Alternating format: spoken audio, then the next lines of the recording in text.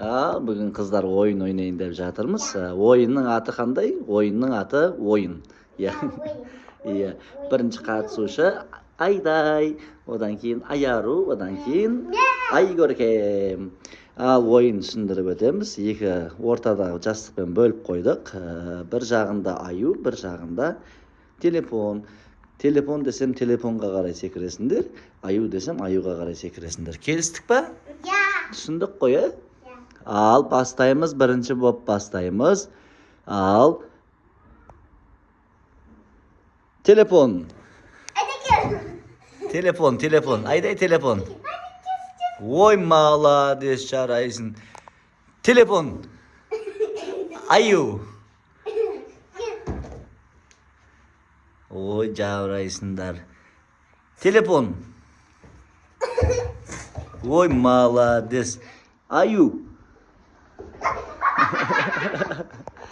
Ой, тамаша, жарайсыңдар. Шатаспайды екенсіңдер ғой сендер. Аю.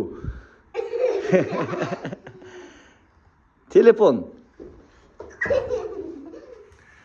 Так. Енді. Телефон. Көркем шығамыз ойыннан. Атылып қалдық. Ал, телефон. Аю. Аю. Телефон. Аю.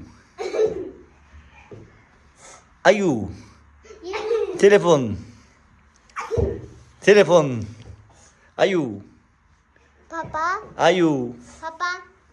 Anada. Телефон. Аю. Ой, шатаспайды екен ғой. Ал жеңімпаз болса Айдай мен Аяру. Жарайсыңдар. Молодец. Енді басқа